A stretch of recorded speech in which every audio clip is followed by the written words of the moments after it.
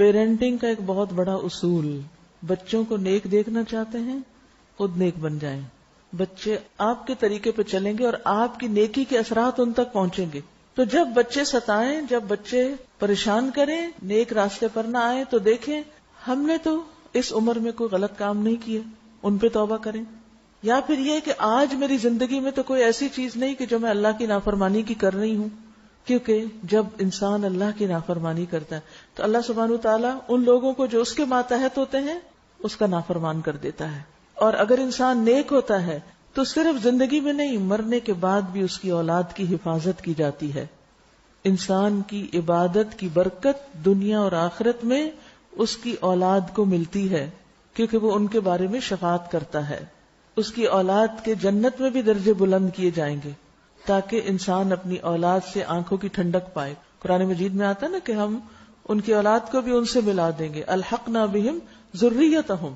کیونکہ انسان اس وقت خوش ہوتا ہے جب اس کے بچے، اس کی اولاد اس کے ساتھ ہو کسی بھی خوشی کے مقام پر. لیکن یہاں جو اصول ہے وہ یہ ہے کہ والدین کی نیکی کا اولاد کو لازمی فائدہ ملتا ہے.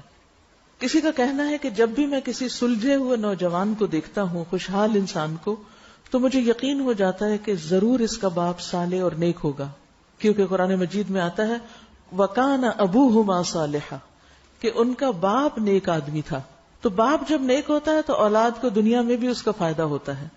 ڈاکٹر نبیل عوضی کہتے ہیں کہ جب مجھے نوافل کی ادائیگی میں سستی اور کاہلی ہونے لگتی ہے، یعنی میں ذرا سست پڑ جاتا ہوں، نفل چھوڑ دیتا ہوں، تو مجھے میرے بیٹے اور دنیا کی پریشانیاں یاد آ جاتی ہیں کہ کہیں نوافل کی ادائیگی میں میری سستی اور کاہلی میری اولاد کی پریشانیوں کا سبب نہ بنے. یعنی اگر میں نے عبادت میں کوتاہی کی تو کہیں ایسا نہ ہو کہ اس کا وبال میرے بچوں پر بھی پڑے. عبداللہ بن مسعود رضی اللہ عنہ جب رات میں نوافل ادا کرتے تو اپنے چھوٹے بچے کو سویا ہوا دیکھ کر کہتے من اجلک یا بنیا، اے میرے بیٹے یہ تیرے مستقبل کے لیے ہے.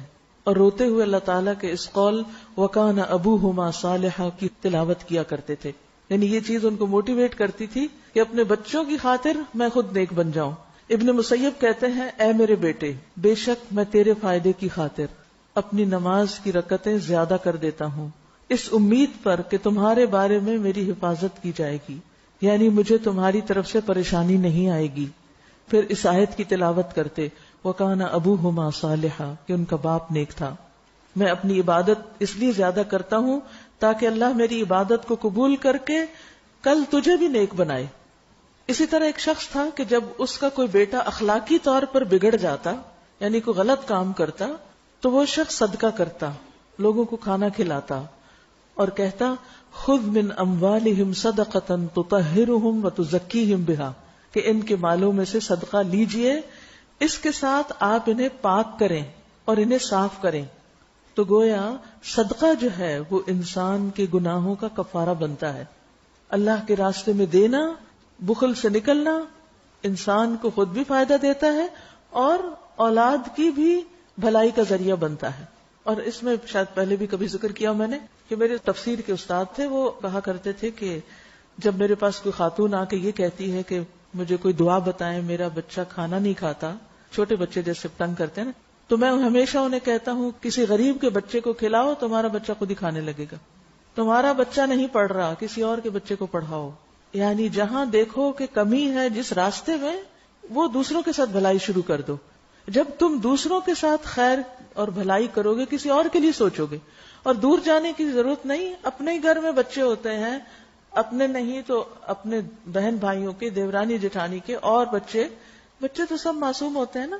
تو دوسرے بچوں سے پیار کرو، دوسرے بچوں کا خیال کرو، انہیں کچھ کھلاؤ پلاؤ، تو دیکھو کہ کس طرح تمہاری اولاد میں اس کی خیر و بھلائی لوٹتی ہے.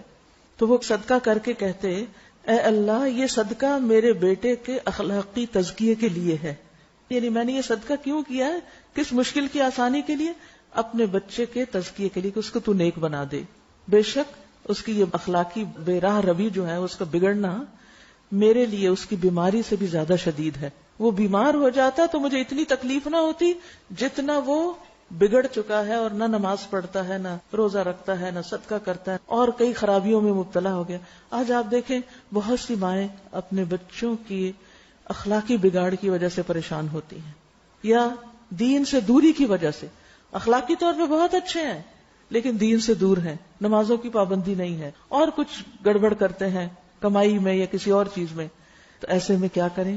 صدقہ کریں اس نیت کے ساتھ کہ اللہ اس کے بدلے مجھے اور ان کو تزکیہ عطا کر دے. ایک اور شخص تھا جس کے پاس اتنا مال نہیں تھا کہ وہ کچھ صدقہ کر سکتا, یعنی ہاتھ تنگ تھا اس کا, بس بمشکل سے ہینڈ ٹو ماؤتھ جس کو کہتے ہیں وہ تھا. تو جب اس کا بیٹا اس پہ غالب آتا, بات نہ مانتا, تو وہ رات کو تہجد میں سورۃ البقرہ پڑھتا اور دعا کرتا اور کہتا اللہم ان ہذہ صدقتی فتقبل منی واصلح لی. اے اللہ بے شک یہ میرا صدقہ ہے, میرے پاس مال تو نہیں لیکن یہ جو نماز پڑھی ہے یہ میرا صدقہ ہے, تو اس کو میرے سے قبول کر لے اور میرے لیے اس بیٹے کی اصلاح کر دے. کتنا بہترین نسخہ ہے. عام طور پر بچوں کی تربیت کے بہت اصول بتائے جاتے ہیں, مگر یہ جو قرآن ہمیں اصول بتاتا ہے اور گہری حکمت کی باتیں, یہ ہماری نگاہ سے پوشیدہ ہوتی ہیں. تو جب بچوں کی طرف سے پریشان ہوں تو صدقہ کر کے ساتھ دعا کریں, اس نیت کے ساتھ صدقہ کریں, اور دوسرے بچوں کے ساتھ خیر و بھلائی کے کام کریں. انشاءاللہ آپ کی اولاد کو بھی اللہ سدھار دے گا. اللہ سب کے بچوں کو نیک ہدایت دے.